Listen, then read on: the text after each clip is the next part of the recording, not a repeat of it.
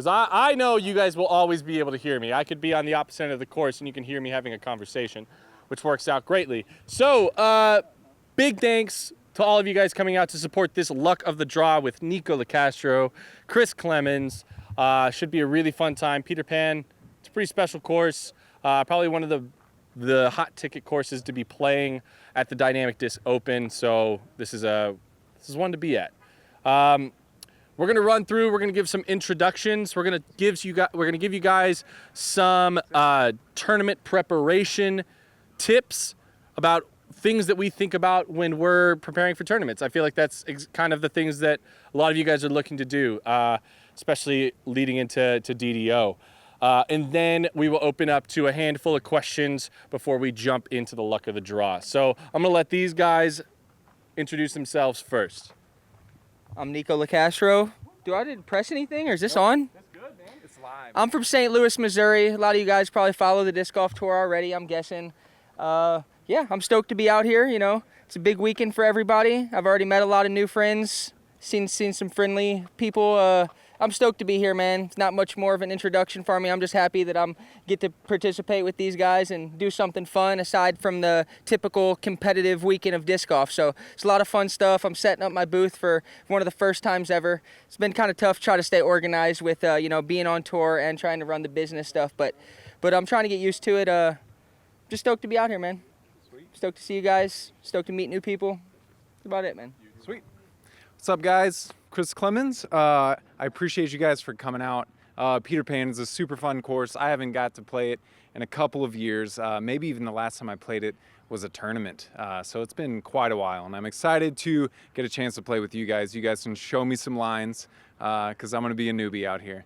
I appreciate all you guys coming for DDO too. The Dynamic Disc Open is really special. Emporia is super special. Everybody's into disc golf. You know, even the waitresses who know nothing about it or who've never played, they're going to ask you how your round's going and stuff like that. So thanks for coming out, guys, and I'm excited to throw some Frisbees. Hello, guys. I'm Ty Love. I live in Oregon. Been sponsored by DD since Junior World 2019, which I played here. And that's why I kind of wanted to come back here for DDO. I really love this place. It's really cool to be walking the streets and then just see, like, welcome disc golfers. That's pretty sweet. Yeah. Sweet. Done, yeah. Sweet. Trade ya. Tradesies. All right. So my name is Eric Oakley. I grew up in the Dallas-Fort Worth area of Texas, spent some time in Utah, and now I live in Florida. So I feel like I've made my rounds. I've been playing for a very long time and feel like I got some knowledge to kind of give you guys. DDO is a special time for all of us, and we really do appreciate you guys taking time when you had so many options of what to do today to come out here to help make it happen. But again, we're going to talk tournament tips. So tournament preparation, what do you do during a round? Each of us are kind of give you guys something to chew on and hopefully apply, because we're not working on your form or anything, and that's not what you want to be applying during a tournament. These are all things that you'll probably be able to make use of this weekend. And for mine, it's got to be have no expectations. You guys are all here. You've all thrown the shots at some point in your time of playing disc golf. So go into it and trust that process. If you lower your expectations, you're going to find more success. Obviously, you should have goals to help get you to these successful places, but the less expectations you have of if they don't happen, what happens? Because if they don't happen, you should still be positive about what you did. Finding those positives and lowering that expectation can help excel you.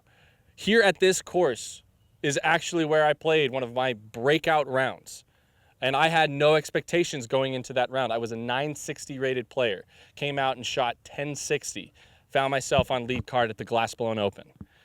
It helps immensely. Because if I had gone in thinking I was going to shoot that 1060 and put extra pressure on myself, I could have found myself not being in that position and maybe not standing in front of you here today.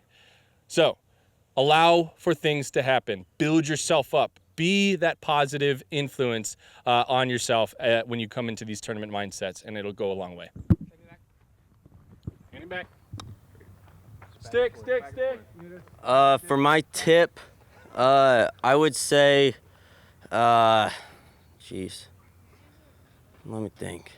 Think about when you're going out there. Yeah, what are you gonna think about tonight? You know. Yeah, what's on your mind going into tomorrow?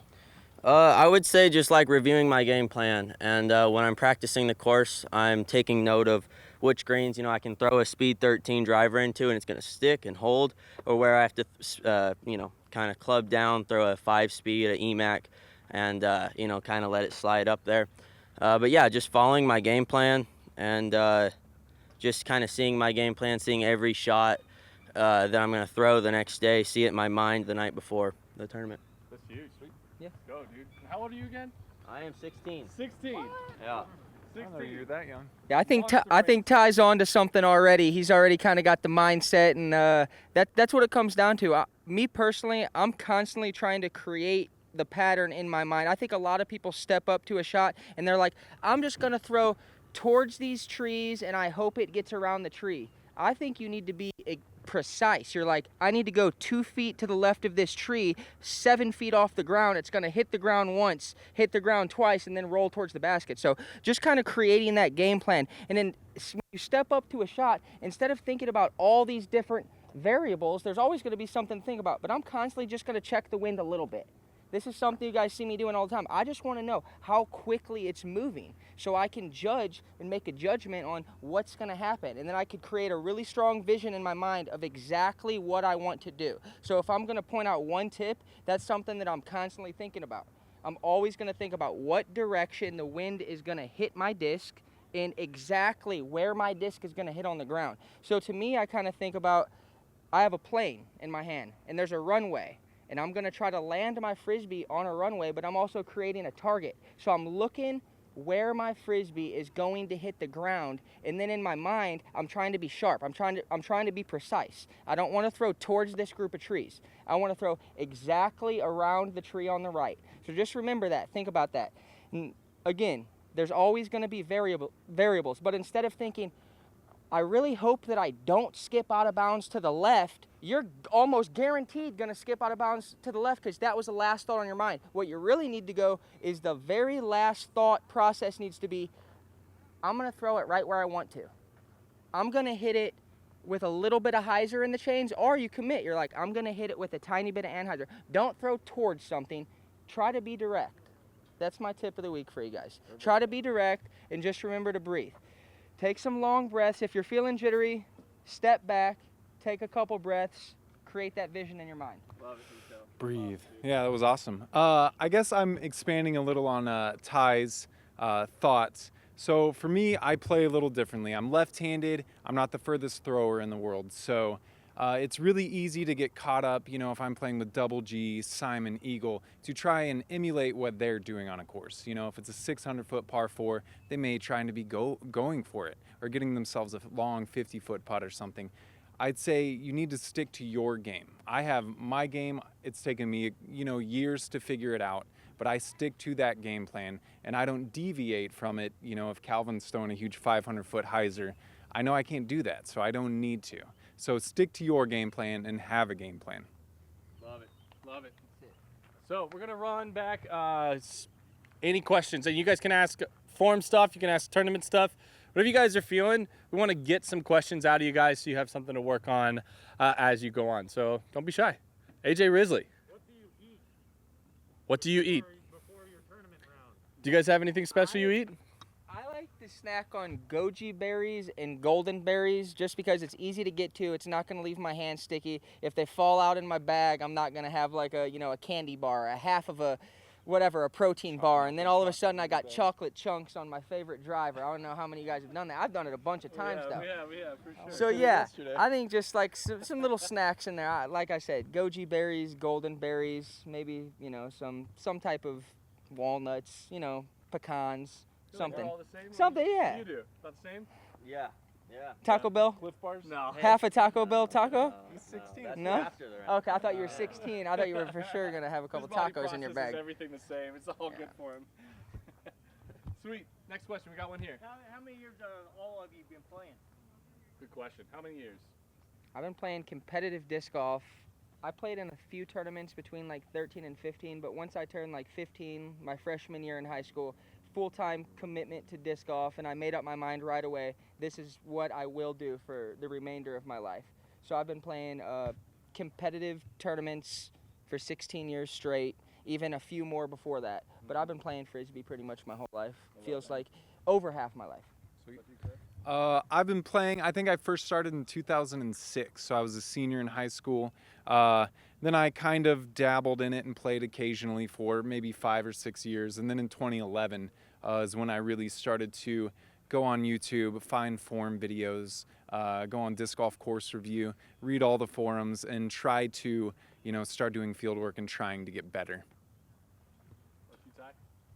I started in 2016 when I was 11, so I've been playing for 5 years. Love it, dude. I mean, I'm thinking about it. It's like if I would have started when I was 11. I started a little bit after that and devoted heavy into disc golf. Like, could things be different? I don't know. But I picked it up about the same time, Chris, 2004, 2005, in high school, kind of the same way. We all kind of found it, but we didn't dive in like Nikko. I was just like Chris, where kind of was able to fall into it later at a later date, and I'm stoked that I did because, again, I get to be here talking about disc golf with you guys. Great question. Who's got the next one? Bam, let's hear it. So, in tournament play or any kind of competitive play for you, let's say you find your mental game a struggle. Mm-hmm. Maybe fluster. Bro, that's why I want to partner with you. Because there's moments, right, where I'm almost wondering at your tour level, at your pro level, like how do you triage that in real time? Like, Awesome. You know that you're in a minute. You Mm-hmm. know that you're in a scenario. How do you personally triage that to bounce back as fast as you can? Wonderful. So, Nikko, this I think is a perfect question for you. How do you get yourself out of a mental funk when things aren't going well? I want to tell myself out loud, and you guys might have heard me, but I'm like, you're better than that. Like, come on, get focused on this next shot, and like try to get extra dialed in. Not like you're overly trying to like stiffen up. You can still stay loose and breathe and try to have like a good routine, but like with that vision, try to really hone in on that vision, on that next shot. Be like, just want it. I gotta tell myself sometimes, I'm like, why are you out here? Want it, Nikko. Like, come on and want this. Feel it. You know what I'm saying? So it's a feeling inside that I get. Like, it's just willpower, and I feel like you gotta get back to your willpower, because everything can be a struggle. And when you start thinking about the constant struggle, no, you got to get back to the game plan. You're like, I got this shot. I've thrown this shot before. So it's one of those like, get back in your practice routine again too. You slipped up, you left 3 or 4 out there, but you can still get 3 or 4 or 5 or 6 or 7 in a row. So I'm leaning on that. I go back to the willpower. I'm like, Nikko, get it together and throw this next shot. That's the most important shot always. Your next shot in disc golf is always the most important. Yep. Whatever happened, it's over. I have got a little frustrated, but I'm going into that next shot with more commitment. Mm-hmm. So just think about that. Add to that. So just as a watching you, and honestly, I was a fan before I became a competitor and a teammate in this sport, but I feel like you've learned how to address certain situations. You've started to grasp the things that you need to say to yourself to get you in that mindset, which I think is very important, because some days it's going to be silent. That's all you need to say. Some days it's going to be, let's go, dude. Yeah. And then you get back into it. And I think that we all kind of go through those ebbs and flows in our career of certain things work at certain times. And we have to pick up on that. And I think that that's probably one of the most admirable things about you, is seeing your growth over the years and seeing how bad you want it. Because that hunger, I think, will always motivate the masses and motivate your competitors, because it does for me. I could be speaking for these guys. I'm going back in time, and I'm thinking of these times that I was extremely frustrated, and I find myself kind of taking a walk away from the group just for a second, maybe just like touching the ground for a second, just like trying to ground my energy. You know what I'm saying? I get so wound up, and I feel like I have so much energy inside that I'm trying to access, that I just need to kind of go stand by the tree for a second, maybe just like watch the wind blow on the trees, and kind of just center myself, because that anxious feeling, you're like, God, I already left 5 strokes in the first 5 holes. But you have to calm yourself. And as upset as I get, usually by the time I walk to that next hole, I'm done and I'm refocused more than I was on that hole that I just bogeyed. Yeah. You know what I'm saying? Huge. So that's a big part of it. Huge. Chris, you want to add to that? I feel like you had... Yeah, I mean, what Nikko said, something that I use a lot, I try to remind myself, I'll say, wake up, like you're playing now, you need to go. And if I do get frustrated, I will step away from the group. I'll go and look at the trees or go and look at the water, think about the flowers, just anything but disc golf for 10, 15 seconds. And then I go back to disc golf and then I snap back into it, and try to do better. But I think being positive and reassuring yourself that you're good and that you can do it is way better than, because we all hear people talking bad about themselves and like, man, you're an idiot. How would you do that? And like, that's not very uplifting, and that's probably not going to help your game too much. I have to talk to myself out loud sometimes. I do too. Just say, hey, I do like it too. step up and like make this putt, Nikko. Like right now, make it. If that's what it takes, then that's what it takes. Absolutely. Yeah. Going into Junior Worlds, that was like a big part of my preparation was mental game. That's where like I've been able to catch up to the kids like Gannon Burr, who's been playing like 3 years longer than me. I've been able to catch them a lot due to the mental game. So I'll read books like Bob Rutella. He's a sports psychologist. He does Golf Is Not a Game Perfect, along with a ton more. So I read all those. Those are great. But I would say the biggest thing in golf for me is staying patient. Like you have to know that not every day you're going to go get it. Not every day you're going to crush it. You have to stay patient and you have to take the positives, right? If you throw a shot and you get the nose up, but at least you started it on the right line. I think that's huge. You got to take the little positives and then go with that. And then, a good quote from Tiger Woods, he said that the best thing about tomorrow is that I get to be better than I was today. So I'll look back 6 months, a year even sometimes, where I'll be like, hey, maybe today wasn't good at all, but I was 5 feet closer than I would have been last year. That's probably the biggest thing. Dude. Yeah, I know. He's 16. It gave me the Tiger Woods quote gave me chills. I love that kind of stuff because we have an opportunity to do something every single day, and I think there's a lot to take of it. That was huge. We'll go with one more question. We're gonna go right here, and then we're rocking this luck of the draw. Let's hear it, man.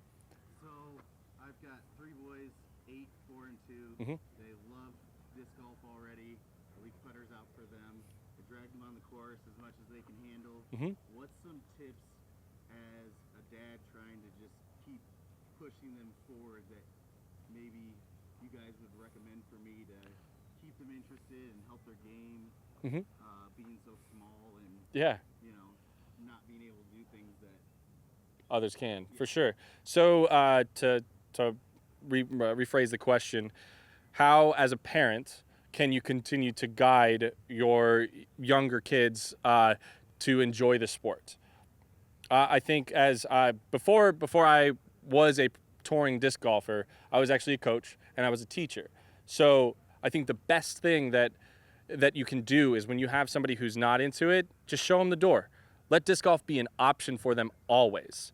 And they're going to follow in your footsteps. You're their hero. Like that's the part of it is they love everything about you. So make it fun. Make it enjoyable. When they're ready to be competitive, you're going to know it. And so, but you can't force that upon them. So continue to show them the fun things. When you're watching a Jomez or a Central Coast or a Dynamic Discs video, point out the things that are positive for them to learn about, but don't make it a lesson. And I think that was the best thing that my parents did was I was never forced through the door. I was always shown the door, and I got to make that decision. And I mean, it's why I loved disc golf. It's why I loved soccer as much as I did. It's because it was my choice. It was my choice to do it. And I think that as long as you continue to give these positive opportunities for them, they'll take them when the time is right. I have something to just kind of add to that. Go for it. I was always into sports as a kid. I played almost every sport, but I really got into skateboarding. And something that inspired me is watching other kids skateboard at the time. I would specifically always look for videos that had kids on it because that's where I would find my motivation. I'd be like, look at this kid. He's my size. Look at him jumping off these staircases or sliding down a rail. So maybe find some more kids, some of your friends' kids that they can go out and kind of play together because there's a competitive nature when someone's your age or your size or, something like that. We're all competitive by nature. So just kind of finding some groups of kids that they can play with, or maybe finding some videos online as their kids to be like, hey, look what this kid's doing out there. You can do that too. I think that'll kind of continue to just motivate them. Awesome. guys summed it up great. Yeah. Keeping it fun. Sweet. Do you want to add to that? Sure. Yeah, I mean, Yeah. you're a young one who started Yeah. at 11, so. Yeah, I mean, the biggest thing is like at 11, 10, like whatever age under 12 or whatever, like you're 4 feet tall, 3.5 feet tall. You're not going to have good form. You're not going to know anything about, you can't even grip like a putter or a driver. You can't. And so just don't teach them form it enough where they should, try to stay on it. And then also they're just going to watch you, right? And if you get mad at a missed 10-footer, they're going to get mad at that. And if you lace a fairway and it hits the last tree and you get mad about that, they see you doing, wow, like that was insane shot, farther than I could ever throw, and they still got mad about it. That's just going to, so you lead by example a lot. Well, awesome. Well, we really do appreciate all you guys. Thank you for Ty, Nikko, Chris for being up here. Make sure you guys continue to support everything that's going on. Come out to the Fly Mart. There's going to be a bunch of amazing stuff. I assume you guys are all going to do that if you're here already. And go win some skins. Go win some awesome prizes here at the Luck of the Draw. And if you guys don't know anything about the Luck of the Draw, you guys at home watching this, sign up for a Luck of the Draw. Come to the DDO. It is well worth it and one of the best times in all of disc golf. Always. It's the best. So thank you guys so much. Be dynamic.